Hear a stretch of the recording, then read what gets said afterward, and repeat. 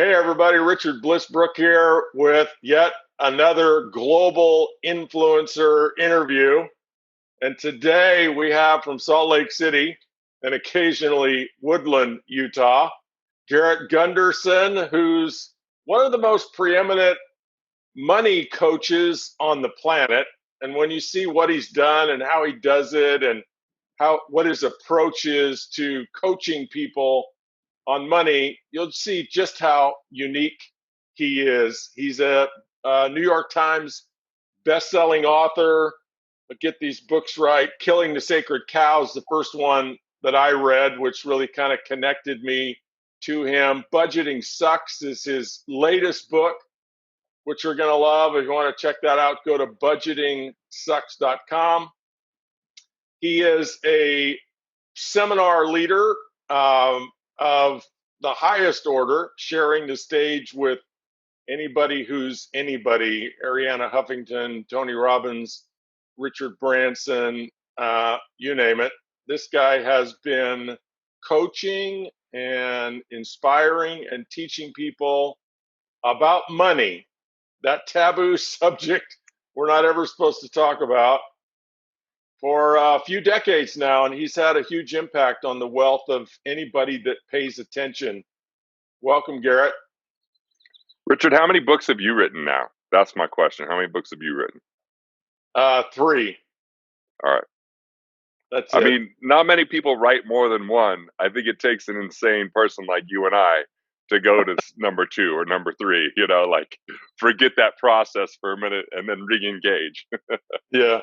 I'm on number 4. But yeah, I mean, the funny thing is about books, you can write one in about a week if you just focus, right? Just get it done. So Garrett, we're going to get into everything you do around wealth coaching and why you do that. But I like to start these interviews off by just finding out about where did people come from, because I'm fascinated, and I think other people are fascinated by, how do you end up a wealth coach? And you didn't take a direct route to that niche, that profession. You Right. started off in different places on a different journey. So tell us about that. Where'd you come from and how'd you end up here? I grew up till 3rd grade in a town called East Carbon, Utah, which most people probably haven't heard of. And I think at its heyday, it had 5,000 people that lived there and 2 cops. Right now, last I checked, there's less than 1,000 people and 5 cops. So that place is moving in the wrong direction at this point, It was all coal mines. That's why my great grandfather left Italy to go there to, try to provide for a better life, and really was about getting rid of the shackles of poverty. But he really got caught in the shackles of scarcity because, being separated from his family for 7 years before he actually got them over, living in a tent, dealing with mine disasters. And so I kind of came from this beginning where amazing people, great people, but it was all about what you could hang on to, protect everything at all costs. It was very much governed by fear, doubt, and worry. And I had a lot of that early on. But I also had this just mom that was like, you're not going to be in a mine, and there's no chance in hell. I'm not even going to let you see one. You're going to do something else. And when I was 15, I really wanted to get a job or earn some money, but I was also playing sports. So my dad was saying, hey, you know what? I've got these surface vehicles from the mine. They have to be cleaned. You can help me with it. I started doing a decent job with that. So I started my own business, which was going to my mom's place of work, which is a credit union. They would have the repossessed vehicles. I would help detail and clean those. And then, the mine vehicles. And then on 6-7 months in, I presented that business at a business competition for young rural entrepreneurs, and I took 3rd place, and it came with $500. And I think I became a speaker that day, Richard, because before that, I was scrubbing tar and bugs with a car detailing business, and all of a sudden I was speaking, and I got $500. The next year I took 1st place, then I won it for the whole state, and it came with $5,000. And I thought, I want to get out of this town. I want to make it to the big city of Salt Lake City. To me, that was the big, intimidating city. And in trying to invest $5,000 before I was 18 years old, I had to have my mom sign off but their family really kept money in Folgers cans in the cellar. So there wasn't really an investing methodology or philosophy. That just seemed far too risky.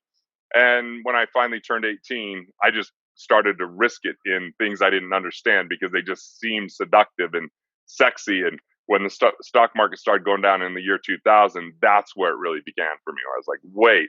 And I went on a 26-month journey, flying somewhere at least once a month, and leveraged my young age where I could go meet with very successful, highly affluent people because I feel like a lot of them want to pay it forward to young, interested people. I had a little Right. red memo pad with lines, and I would just go ask them questions. And I started to figure out there was a completely different world, a completely different philosophy and methodology than what I had learned and grew up with. And that's how I got involved in the money game. And who are some of the people that you tracked down and asserted yourself into their life and career that helped you? Steve Harrop was a big one. He managed $5 billion in municipal bond funds for strong investments at the time. They were the number 2 investment company in the world. And he was the number 1 fund manager for municipal bonds. He won every award. He owned it. And so I became a racquetball partner of him because he wanted to get in good shape. And I started working out with him and started asking him questions. This other guy, Vince Dodona, who was a Manhattan guy he actually managed the money for the Wall Street executives. So Yep. he was their guy. I was a nuisance to him back then and just an annoyance, but I was friends with his secretary and his wife. So he had to tolerate me and let me into some advanced training before I was ever ready. But one of my bigger moments was 2 years ago when I spoke at the same event as him. And when he spoke after me, he said that I was brilliant. And then he told me I did a good job, which even for him to use the word good was pretty great. And then we sat down and had lunch and had a phenomenal conversation. So Vince was another big person for me. I met with someone named Kim Butler, who was Robert Kiyosaki's advisor at the time. And I'm actually speaking at her event coming up here in just a few weeks, virtually, of course, for that event. But, so that's just to name a few of the people that were out there. But I chased people from Arizona to Manhattan I was just going wherever I possibly could. And even met this guy, Todd Langford, who developed software to help figure things out. I went to New York multiple times, met with the woman, Barbara Treadwell, and directly with the corporations that were managing money, and actually met with actuaries and, the people that invented product lines. And so a lot of those people don't get hit up very often. So it was actually much easier than I originally thought to get those meetings. What did you say to people when you got them on the phone or however you connected? What was the vision you cast for them that compelled them to say, sure, come on over, I'll talk to you? What was your pitch? Yeah, nobody's asked me that question. It's such a good question for people to know. Is what I told was my story. I just said, hey, look, I come from a family that, like I told you, buries money in coffee cans, and I'm from a small town. And when I first heard of family office, the low tier ones, the family office was invented by the Rockefellers. That people with $200-300 million or more would just have their own financial team working for them. Right. And then we started to see this where family offices started to become, maybe they take on 10 clients and you have to be worth $30 million. And so once I discovered that, I started to tell my story and say, if my whole town gathered up all their money, they couldn't qualify for a family office. And I said, I want to build something like that for the average person. And just by saying that, a lot of times they would want to tell me why it wasn't possible, why it hadn't been done before. But they kind of liked the young piss and vinegar, just that I was willing to ask questions. And more than anything, I listened. I just took notes and listened. I didn't debate. I didn't argue with these initial people. I started doing that later with attorneys and other people at a very young, arrogant age. I think it was good in some ways, harmful in others, but I just wanted to put what I was learning to the test. So that's interesting. The stimulus for what you've created in Wealth Factory was actually the family office, that you were looking to create a community of people like the people of East Carbon who maybe only had a coffee can. So here's my coffee can. Let's put them together with 1,000 other coffee cans and now we have something to work with. And so you created a family office for the Yep. common person. Exactly, which is, I get why they would tell me it was going to be difficult to do, because the capacity of these individuals would mean that I'd have to continue to meet more relationships. And what I decided to do was not, initially, the first mistake I made was I tried to build it all internally. But what I realized quickly is I wasn't going to be the best property and casualty agency in the world, or the best accounting firm in the world, because I would get spread thin. And I was also a bit greedy initially, because I'm like, well, I should just make money on all this, right? And what I realized quickly was that would limit the number of people that I would reach, and it would limit the value I could create for those people. So instead, I created this vetting process that was an interview process, an application process, and then I used my book, like Killing Sacred Cows, really exploded it for me, because we had a lot more reach. And I could use that to have people see if they resonate or not. And then I actually had a team that would do these interviews, because to get in the network, it's about a 9-month minimum process. They answer a 42-question application. It's a unanimous voting process for other people in the network. And then we have a testing phase where they work with us or our coaches to see what they would do in our situation to make sure that they're giving good advice. And that weeds out a lot of people. Um, so yeah, it was an interesting process. It took 13 years to first launch it in a good capacity. And what it meant was I had to abandon all commissions, and instead to go to a tuition-based model that was backed by results and implementation, which is actually much more complicated than just having people like an insurance or investment company pay me, and the person didn't have to write a check. They just Right. put money into something. And so it's an uphill battle at times, but it's also part of the passion and crusade at the same time. Well, I remember some of the people you introduced me to at the event that I went to were really interesting professionals that were experts in their niche. And there's a lot of different niches and avenues that somebody might want to go down, whether it's insurance or investments or legal, and you got to have those professionals. But I guess that's kind of what a family office is. It might help people, Garrett. What is a family office? What does that concept mean to the common person? So if you think of the world's wealthiest families, they have so much money that they require full-time support. So they've got their own investment advisor that doesn't work for anyone else but that family. They've got their own accounting team that only works for them. They've got their own insurance or risk management department that helps design and do everything, versus just an agent maybe at State Farm. And so the first time I saw one, it was a conference room table where there was no client in the room. It was just all these financial professionals communicated. They were coordinated. It was a very comprehensive methodology. And so I was like, oh, this is a big deal. And at first I was very fascinated, but it turned to frustration pretty quickly, because I was like, oh, this is elite as hell. And, there's so many people that will never get this. And I realized there was this Right. huge faction between the advice that they gave and the advice that commission-driven salespeople were giving. Not that all commission-driven salespeople, they're not even bad people. They're just limited by a system that doesn't reward comprehensiveness, right? Like, because they couldn't get paid on it. Right. So tell us, what have you built? What is wealthfactory.com, and who's a good candidate for it? So you got people from all walks of life, all income levels watching this. So let's say I make 200 grand a year and I have 200 grand sitting around somewhere. Am I a candidate, or do I need to have $1 million? Or what if I make 50 grand a year and I have $5,000 sitting around? Yeah. How's Wealth Factory going to support me? I will say this: if someone is over $10 million of revenue or $10 million of net worth, Wealth Factory will not work with you. We actually have family offices that will refer you to, that we vetted, that we feel comfortable with, but they have a limited amount of capacity. And our objective at Wealth Factory is to liberate 1 million people to become economically independent, change their family's financial future and destiny. And if we work with people at that level, they take far too much time, because too many people are hitting them up. There's a lot of complexity to what they're doing. So there's three main programs we have and people that we work with. And the first one has taken me the longest to build, that I'm going to mention, which is for those people that want to be entrepreneurs, but they're maybe not there yet. Maybe they've got a side hustle.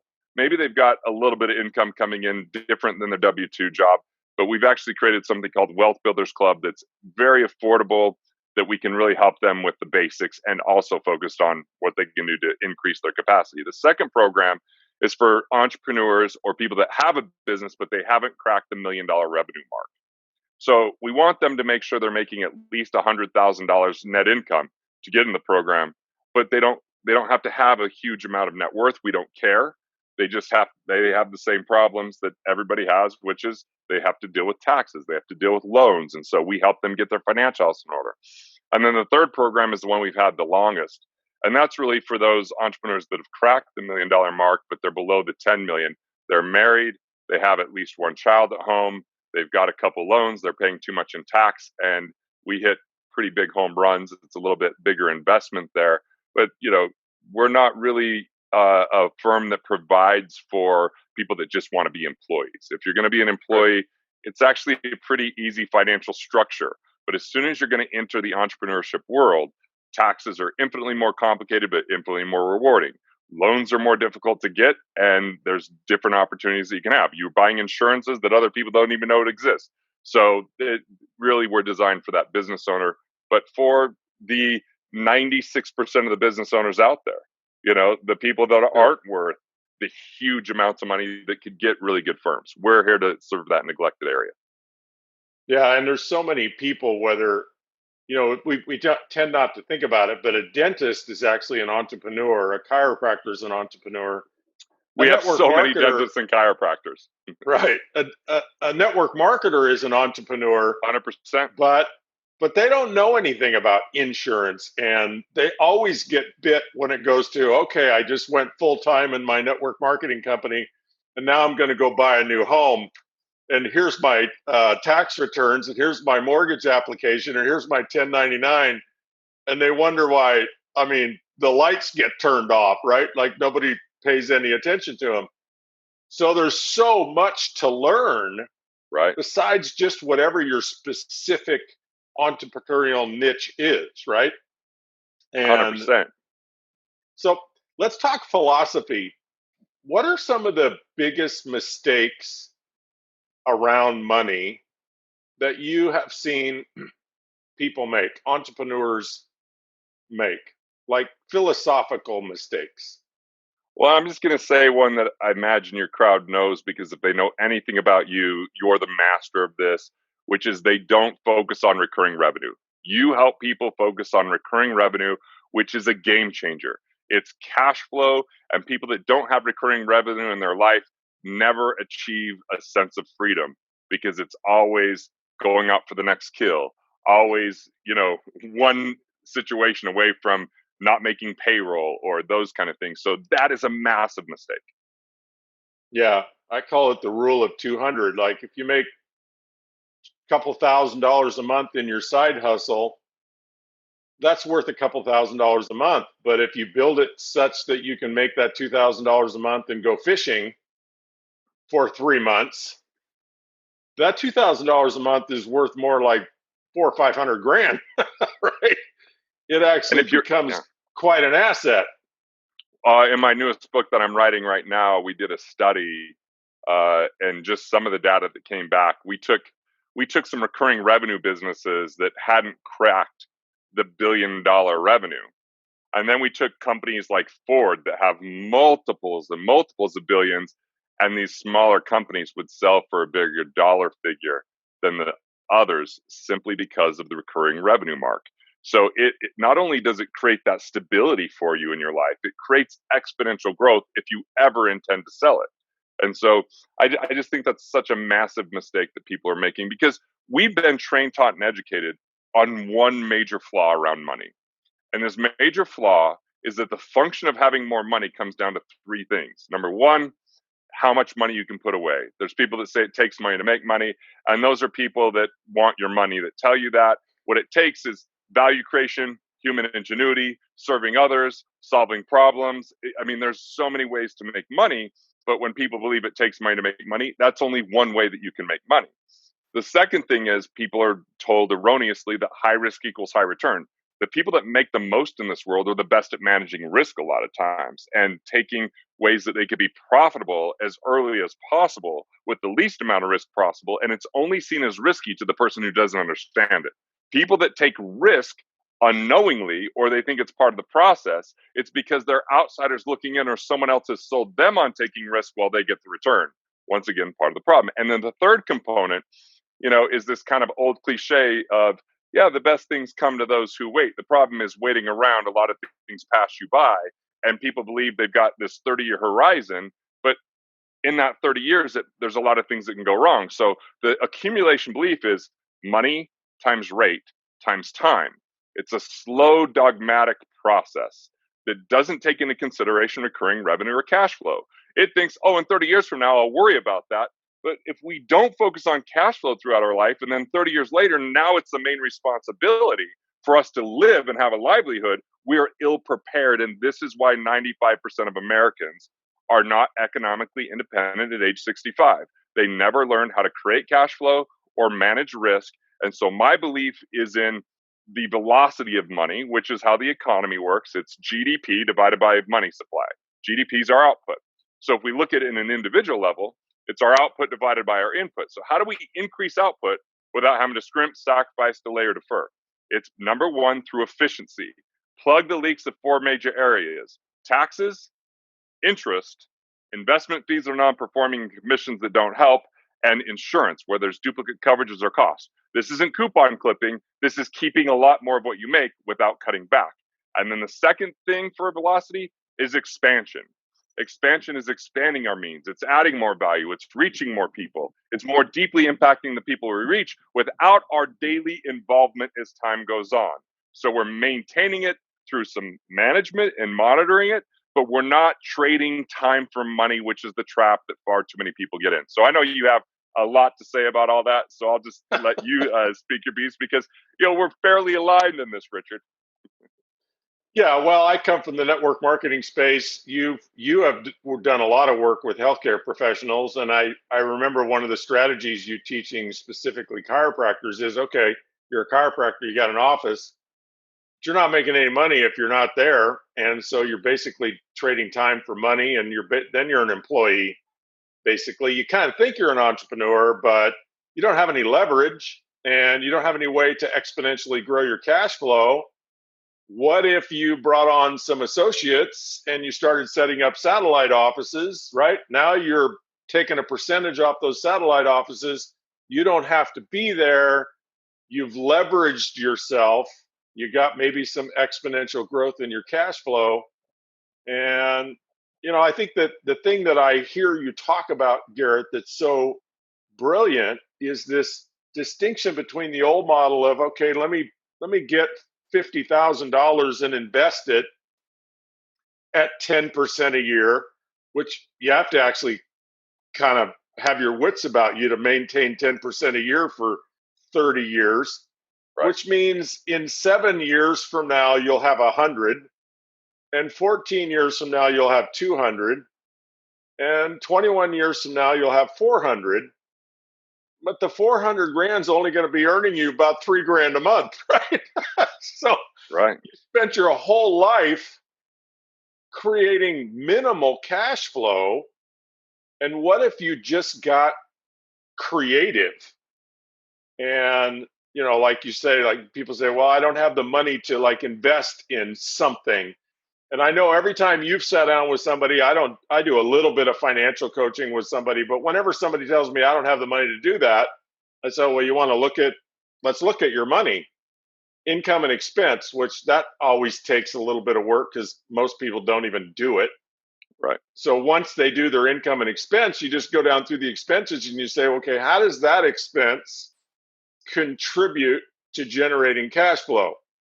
How does that expense? And you end up eliminating $500 to $1,500, maybe more, of people's overhead because they're wasting it on stuff that isn't aligned with their goals. It's just habitual, right? Yep, totally.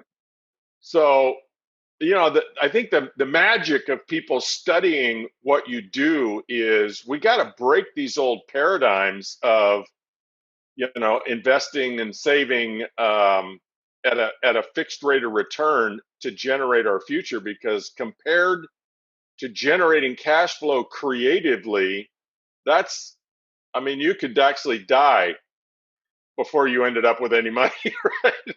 The stats are out right now that $1 million is producing less than $40,000 of income for retirees. So on paper, they're millionaires, but in life, they're paupers. Because Yep. I actually went to the bank. I don't go there very often, but I had to get cash for one reason or another. And I just sat there and watched the rotating screen say money markets, 0.25%. So a quarter of 1%. CDs, 0.35%. A third of a percent.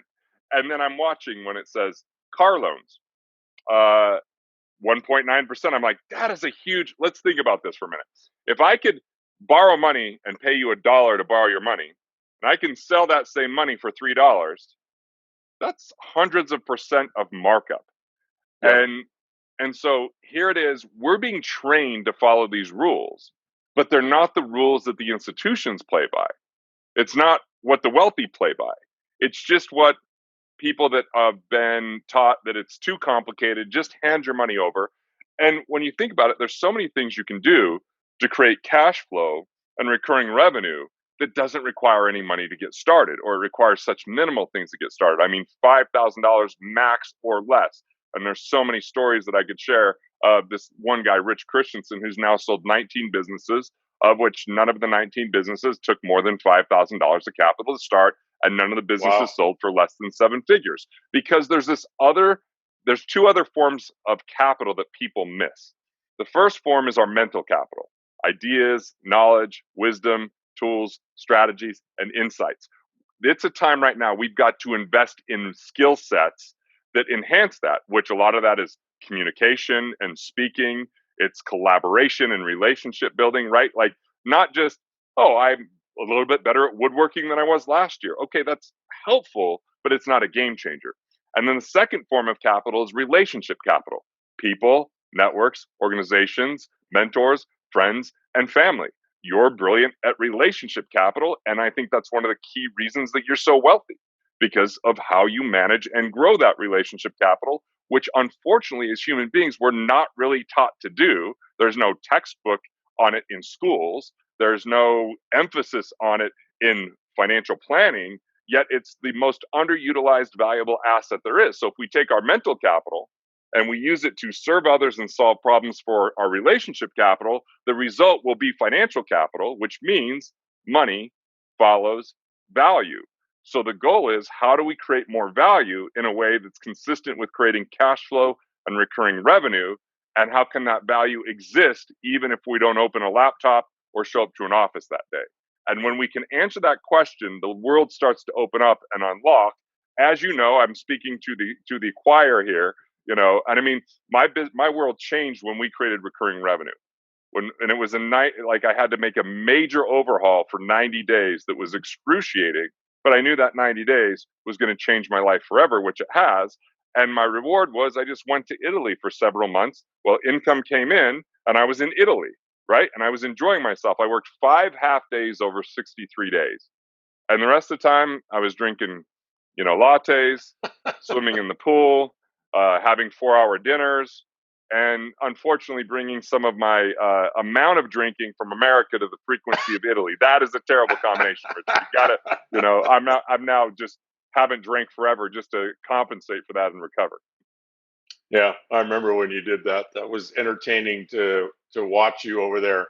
So earlier you talked about something at the bank that I think is like an interesting little piece to drill down on, because one of the things that's baked into all of us is that borrowing is taboo, right? Borrowing is risky, and you don't want to borrow money, especially to launch. Maybe you have an idea, right? You created some widget in your mind, or you have some service or some training, you want to market it online, you need to hire some people to coach you, you need to hire a copywriter, whatever, right? You need some capital, but we don't ever want to borrow. So if I walk in the bank and they're selling money at whatever, 5%, and I borrow $5,000, what's that going to actually cost me a year to be able to utilize the bank's $5,000 if they're charging 5% interest? So I get 5,000 in capital. I can use that capital for a year or two to create value. What's it going to cost me for $5,000 at 5% to borrow their capital? Yeah, so you've got $250 that you're paying out, but let's this is the way I look at it. Richard, if I'm willing to lend you money at 0% interest, how much do you want? All of it. Yep. How quickly do you want to pay me back on that? Never. Yep. So that's the exact right answer to that question, because you 100% with certainty know that you can do better than 0%. And because you can do better than 0%, you're printing money for yourself. You've got cash flow that can come in from that. Now, if I say 1%, do your answers change? Well, not really. Not really. Yeah, because you can do better than 1%. Now, they change if I say 20%. Oh, yeah, big time. It doesn't mean that we might not borrow at certain times at that rate, but it's going to be very short, and we're going to pay it back because maybe there's just the right opportunity to capitalize on. So this is what's called cost of money. Cost of money is your highest rate of return that you can earn sustainably. So for some people, if they have a 17% American Express card, that's your cost of money, 17%. Because anytime you don't pay that down, it's costing you 17% to use your dollars. Other people, it's just in their business, they could earn really good rates of return. And if they use those dollars, to do something else, it's costing them for what they could produce. So I think cost of money is an important part of that. And second is, people should never borrow money if they're just going to consume it. If we borrow it, we spend it, and all we have to show for it is a good memory, but no cash flow. That's why I think the advice to never borrow came into play, is because too many people were consuming. Banks never borrow to consume. But what if you were to borrow money to acquire an asset? And what if that asset, like, let's just say you could buy someone's downline right now, right? That you know exactly what to do, exactly how to lead. You've got the infrastructure, you've got the insights, and you were going to borrow money for that, but you knew from day one you could cash flow that thing. And you're going to get more cash flow coming from that than what you spent on it. Did you go into debt? No. You actually went into the opposite of debt, called equity, because you had more value and you could turn around and sell that and pay that loan off. People get confused about what debt is. Debt is when you owe more than you have in an asset. Equity is when you have more in an asset than debt. So as an example would be, if I bought a house for $100,000 that I knew was worth $200,000 that I could cash flow from day one, and I borrow, I'm not in debt, I'm in equity. Yet people are told to avoid debt like the plague, and the borrower is a slave to the lender. Well, sometimes we have to look at, the banks have been doing this to us for years, yet somehow we're okay giving them money. But when it's time for us to invest in ourselves or create cash flow, we listen to thought leaders like Susie Orman or even Dave Ramsey that are coming from a perspective that if you're a train wreck that spends more than what you make, listen to them. If you are buying an asset and you want to be an entrepreneur or you want to create more cash flow, that advice might be limiting for you. Yeah. I mean, the simple model is, if I'm paying $250 a year to use 5,000, that's $20 a month. So the question is, can I make more than $20 a month with this $5,000? Right. Or if I buy a rental home and my payment is $1,500 a month, and I can rent it for $2,500 a month, is that a good use of borrowing money? I think debt is either good or bad depending on whether you owe it or own it. Right? Just like you said, the banks have been doing it forever. Why? Because they own the debt. It's a good thing. But they don't even have a product.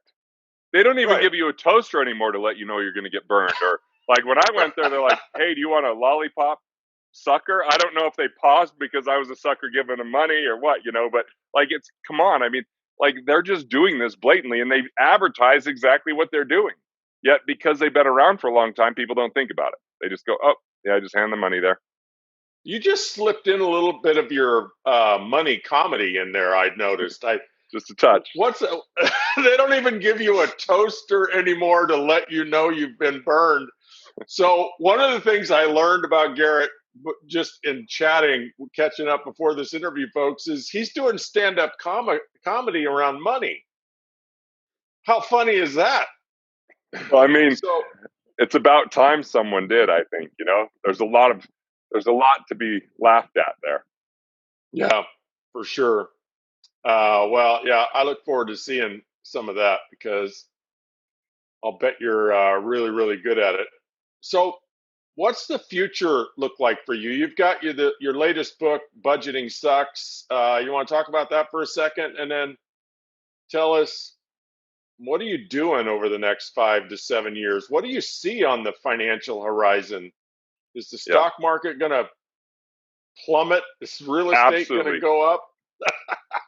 The commercial real estate is scary as ever, but lower end residential real estate can be extraordinarily profitable in the next while because we become a lending society. So 60% of what people spend money, the money came from a loan. So 60%, that's crazy. And so what's going to happen is when the banks start tightening up, which right now they've been flooded with money, they've got more than ever, but their value hasn't been created for that. So we're going to have a reckoning. I don't know. I wish I could tell you when that's going to happen, but there's too many moving pieces. If they do another act and they throw more cash, they put another band-aid over the bullet wound. So it's hard to predict, but I am certain that it's going to be within 3 to 36 months where they're going to have to pay the piper. And right now the stock market is so overvalued, but what is undervalued is private businesses.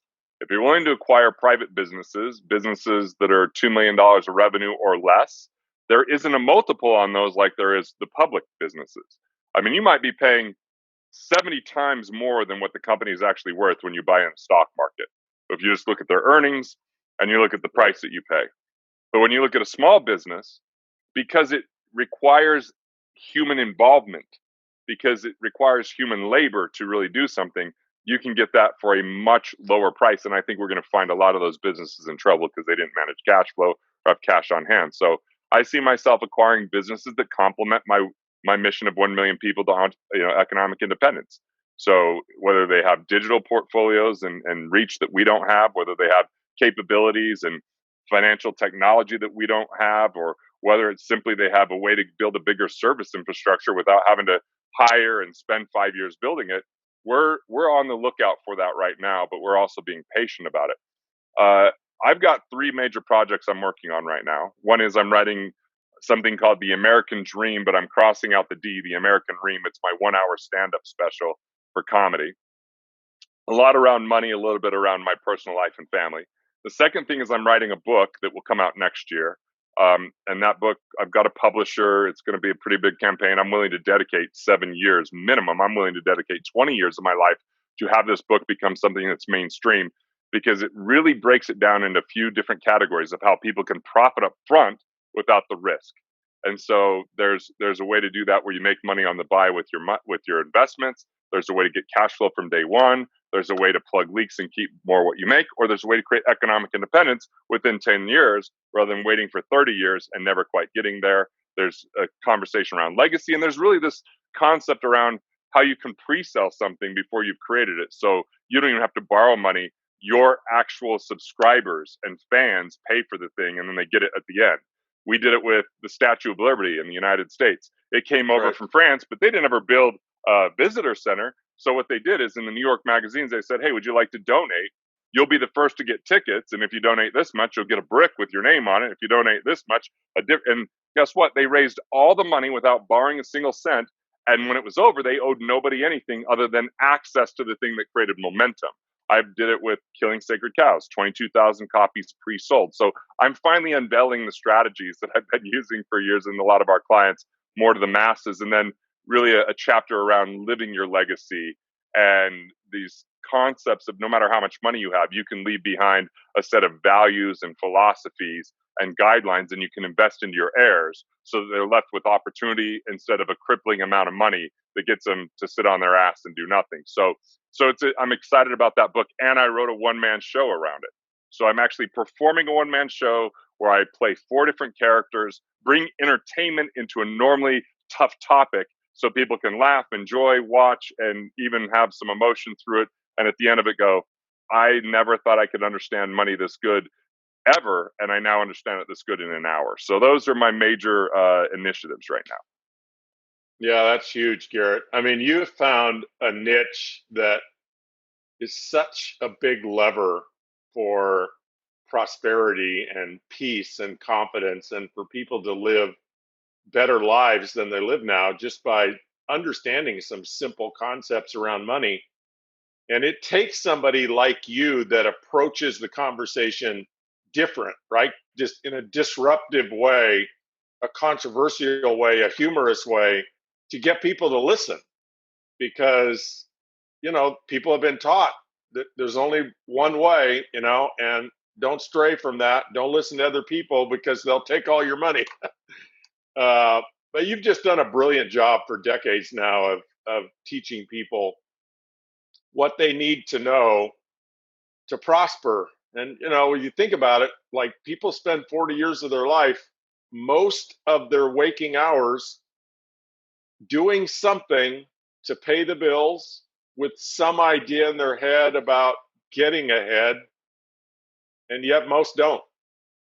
And Yeah. so the financial IQ of Americans is right down there around D minus, maybe an F. Great stuff you're doing. I really Thanks, look man. forward to seeing all of it, especially the stand-up routine. Beautiful. Also, I'm going to give you a little link after this for you. And by the way, I'll just say this. Hard work with the wrong philosophy still equals bankruptcy, limited results, or frustration. And if hard work is all it took, my coal mining family would have been extraordinarily wealthy. But Yep. it's really, we've got to learn about how money works, that value creation is at the core of how it works. And it's not just about trading time for dollars, because that system is a time of the industrial age. And we've exited that in actuality, but most people's mentality didn't come along, right? We're in Yep. the time of Yep. brains, we're no longer in the time of brawn. Right. And, I think the big paradigm shift that I see you having access to with people is this idea that you don't have to use your manpower or even your knowledge or your skill and trade it time for money forever. You can create something. We all have this brilliant genius ability to create something of value. And then there is this technology out there in the world, which is called marketing, right? There is marketing technology that can take something we have, some idea, whether it's, let me teach you how to play the guitar, right? And there's a way to market that so you can go exponentially beyond, let me teach you how to play the guitar for 20 bucks an hour, or let me teach you how to play the guitar. I'll do it once and we'll sell it 2,000 times. That brilliance, that knowledge is out there, and that's how you and I can convert our brilliance, our unique gifts, our value, because we all have it. We all have something we're passionate about, something we're Yes. good at, something we've created, some conversation, some skill. Maybe it has to do with what we're doing for a living now. Maybe it's just something we thought about when we were 7 years old. And if we could invest some money and some time in learning the marketing part of that, we can take that Yeah. hour of piano lessons or guitar lessons and turn it into 2,000. And that's cash flow. And that's now, right? And, And you do that for the next COVID 40 makes it years. easier than ever because people are being trained to consume things from technology more than we've ever seen. Right. I mean, so whatever the excuse was, there's less of an excuse today. Yeah. I think there's, it's just time to do something about it. And you so eloquently and brilliantly stated that. Yeah. The alternative is you have this list, which maybe you could repeat. I don't remember it, but it's like scrimp, save, suffer. It's like, what Yeah. are those things? Sacrifice, defer, delay, right? And Yeah. I think, yeah. That's the what I'll just break it down into two things. A lot of the population's playing not to lose, holding on to what they've got, hoping nothing changes, and in severe fear and pain. Another part of the population is in playing to win. I'm going to hustle, I'm going to grind, I'm going to work, and I'm going to sacrifice so that way down the road, one day, someday, it's going to pay off. And they're suffering. You've got to find a way to create a win in the work that you do and have the work without your daily involvement. Do something that you enjoy, that's meaningful to you and to others, and that's the key. And I mean, read your books and they'll understand that, they'll get a sense of that from mine as well. But yeah. The alternative is to suffer for 40 years to retire on 1/3 of what was never enough for the 40 years. And that's if nothing goes wrong. It's not working. So it's time to turn off the TV and turn on the brain. That's the deal. Yeah, I love that. Hey, Garrett, thank you so much. You're a real gift. I trust people will study this and drill down on your stuff. Join your programs, read your books. Just think about the simple concept of bringing value to the marketplace for residual income, and life's going to be better around money. Thank you so much for joining us here at RV.com. And those of you out there, share this interview. Go check him out. Your life will be better for it. Thanks, Garrett. Thanks, Richard. Have a great one, man.